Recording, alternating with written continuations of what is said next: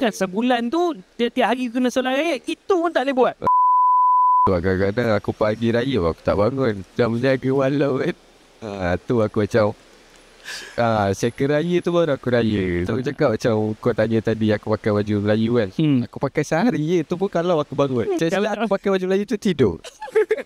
Jadi kau thank you bagi perspektif kau. Sebab sekarang ni aku tengah nak mencari orang yang tak ada, aku nak beli baju Melayu semua. Tetapi buat masa sekarang aku masih jumpa orang yang raya tak payah bazir. Tak payah bazir lah. Raya tu just sehari kan. Kita bukan apa, raya tu just nak celebrate yang kita dah puasa penuh. Tak ada nak megah-megah sangat pun. Itu sederhana itu lebih. Sederhana tu Nabi pun cakap puasa raya tu sehari je. Kita sambut sehari je.